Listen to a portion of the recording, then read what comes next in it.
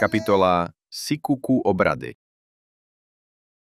Raz ráno prišiel starosta Muníkity a požičal si hrable. Žiaden smiech?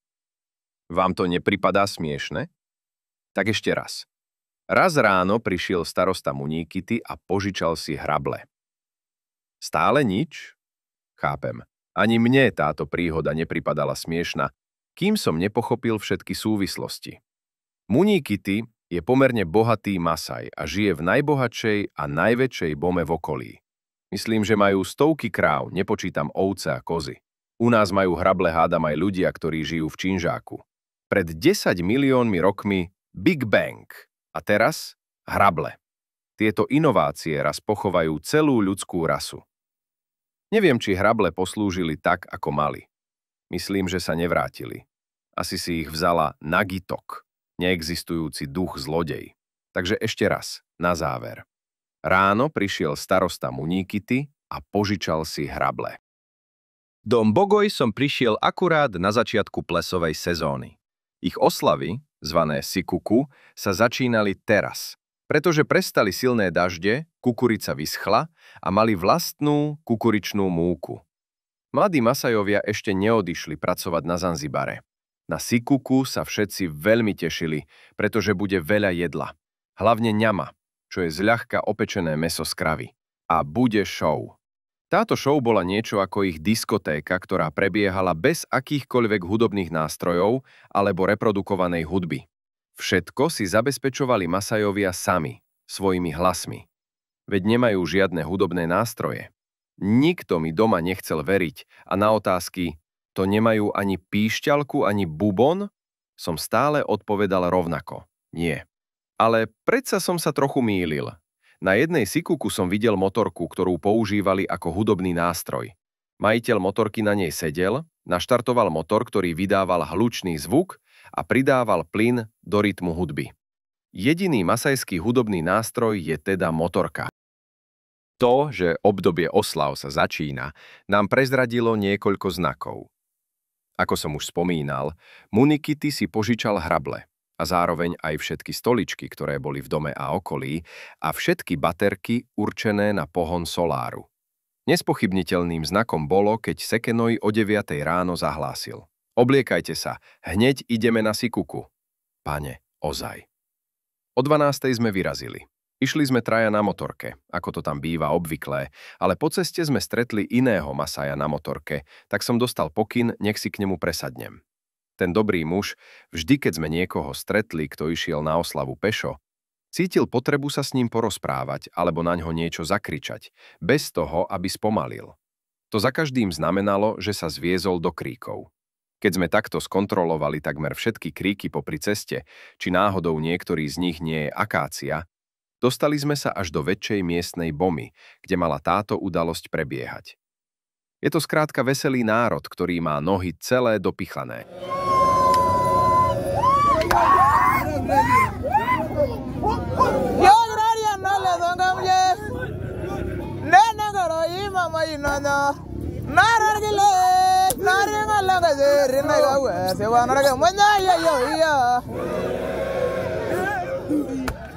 Keďže neobjavili krásny zvyk sláviť len tak pre nič za nič, táto oslava bola venovaná Muníkityho dcére, ktorá práve dosiahla plnoletosť a mohla sa vydávať, a človeku zvanému Simba. Ten už bol plnoletý dávno, dokonca až natoľko plnoletý, že prestal byť bojovníkom a stal sa z neho muž.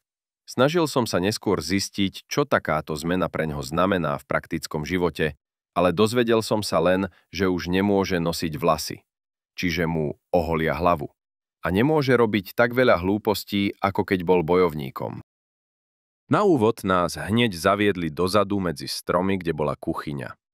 Kuchyňa v tomto prípade znamená, že v zemi bol vykopaný úzky, plytký zákop, v ktorom horeli ohne. A na ohni boli postavené obrovské hrnce, v ktorých sa varila ryža. Nebola to čistá ryža, ale obľúbený pilav, vlastne ryža so špeciálnym korením. Keď bola ryža v hrnci hotová, presypali ju do veľkého 200-litrového suda. Vraj na túto sikuku nakúpil Munikity 600 kg ryže. Každému z nás dali veľkú misku, v ktorej bolo asi kilo pilav. Keďže sme boli vážení hostia, uvoľnili nám stoličky. Neboli tam stoly a miestnym zvykom je jesť všetko, čo sa aspoň trochu dá, rukami. Miska z pilav stála pred nami na zemi a my sme si naberali jedlo rukami a dávali ho do úst. Kam inám by sme ho dávali? Pretože to bolo zo zeme na stoličku ďaleko, polovica skončila na zemi. Všetci ostatní, civilizovaní miestni obyvatelia sedeli na zemi a jedli zo zeme rukami. Ďalšie jedlo, ale až s niekoľkohodinovým oneskorením, bolo zlatým klincom každého sikuku dňa. Mäso piekli a údili na provizórnych stoloch postavených z kríkov, pod ktorými bol založený oheň. Všetci návštevníci už niekoľko hodín netrpezlivo očakávali, kedy bude hotovo. Neviem, podľa mňa by hotovo bolo asi tak za 4 až 5 dní, ale jesť nedovarené, polosurové, žuvacie mäso je tunajším obľúbeným zvykom. Ako vzácnym hosťom cudzej bielej farby nám vybrali ten najlepší kúsok a zobrali nás vedľa, aby nám ho ostatní nezjedli.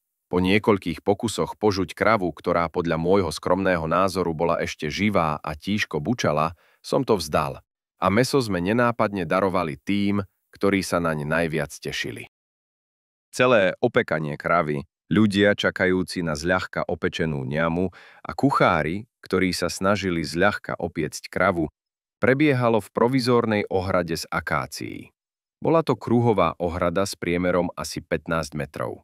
Tak ako v niektorých reštauráciách bývajú vystavené obrázky jedál, pri vchode do tejto ohrady boli vystavené vnútornosti a hlava dotyčnej kravy. Obrázok radšej nedávam, pretože slabšie povahy by to mohli vzdať. Dobrú chuť. Ohrada, ktorá chránila zbožňovateľov ňamy a ňamu, bola pomerne dosť ďaleko od Bomy, osady, približne 70 metrov. Aj napriek tomu, že okolo a v Bome bolo miesta dosť. Nemusím o všetkom vedieť, prečo sa to tak deje. Okolo ohrady boli v rôznych vzdialenostiach pod vyššími stromami poukladané stoličky do kruhu. Tieto kruhy boli asi 4 a na nich sedeli bábovia. Bába je dedo, starý muž.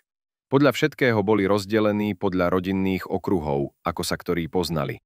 A samozrejme, ako vždy, pokojne alebo vášnivo debatovali o veciach, ktoré určite potrebujú vytrvalý a dlhý dialóg. Napríklad o zložení mesiacov Jupitera, zeleninovom prívarku a verím, že nevynechali ani mojich obľúbených eskimákov.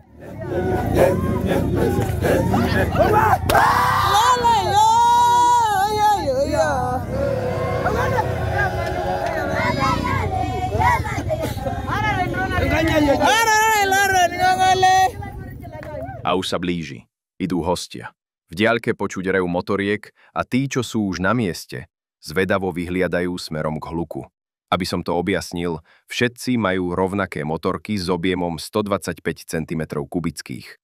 U nás je to považované za veľmi malú motorku, až smiešnú. Nemá však zvuk ako naštvaná mucha, ale znie ako traktor. Pre našinca mohol rev vzdialených motoriek znieť ako rachot blížiaceho sa veľkého množstva traktorov. Človek by si pomyslel, že poľnohospodári idú protestovať. A už sú tu. Prvé motorky vchádzajú do Bomy a robia slávnostné 1 až 5 koliečok. Masaji na nich sú z väčšej diaľky viditeľní ako cudzí, pretože sú oblečení podľa jemne inej módy. A naraz autobus.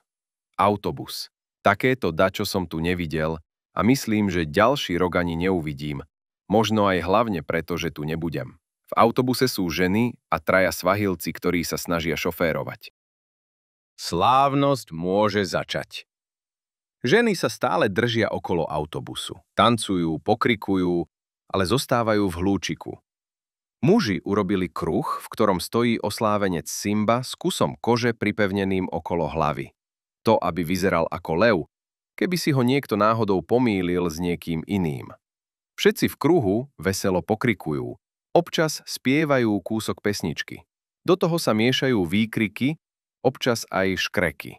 Menej disciplinovaní prebiehajú cez kruh, skáču do neho, na nich zaskričí organizátor. A tak. Je to farebné, hlučné, veselé. Exotika ako pre turistu. Sme tam ale iba my, ako jediní dvaja Mzungu, tak verím, že je to celé naozaj. Potom sa kruh spojí a vydá sa ako sprievod smerom, naozaj netuším kam. Sprievod sa často zastavuje, všetci spievajú, výskajú a smejú sa. Obrady pokračujú tým, že Simba niekam ženie kravy a potom ich odniekiaľ ženie nazad. Jediná symbolika, ktorú som asi pochopil, je, že takto symbolicky končí ako bojovník a už pasie kravy posledný krát. Ale asi sa mýlim, ako vždy. Ďalšia časť domácich zvyklostí je veľmi zaujímavá. V ohrade na kravy, veľkej asi 50x50 metrov, chodia muži aj ženy potichu, pomalým krokom dookola. Otočia sa týmto tempom asi 3-krát a za hlbokého ticha sa tvária neuveriteľne vážne. Hlavy, tváre a krky majú výrazne pomaľované červenou hlinkou.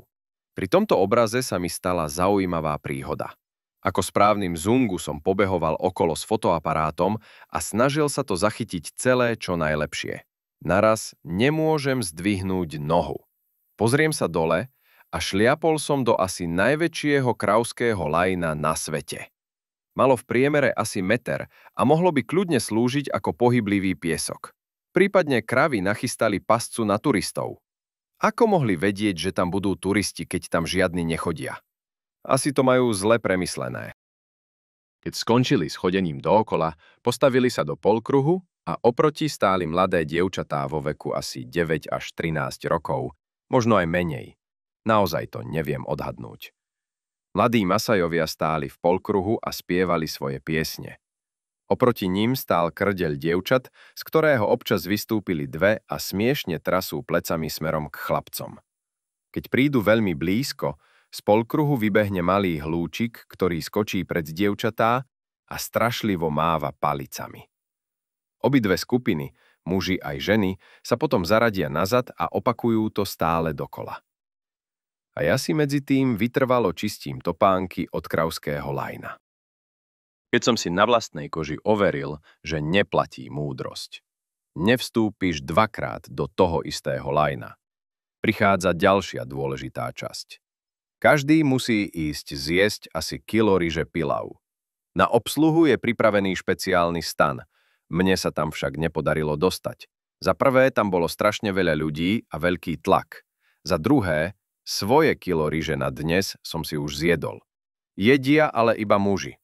Keď sa všetci najedia, musia sa schovať. Je to preto, že jeden z mála zvykov, ktoré Masajovia dodržiavajú, je zákaz vidieť ženy jesť. Toto pravidlo platí dokonca aj doma, v súkromí. Ani som si to predtým nevšimol. Roda, Sekenojova sestra, brigádovala chvíľu v obchode. Vždy, keď sme jedli, si zobrala misku vedľa a tam ju potajomky zjedla. Asi som sa zle vyjadril. Nezjedla misku, ale jedlo, ktoré v nej bolo. Keď už boli všetci najedení, situácia sa upokojila. Myslel som si, že je koniec. Nebol. Mýlil som sa. To najlepšie ešte len nasledovalo.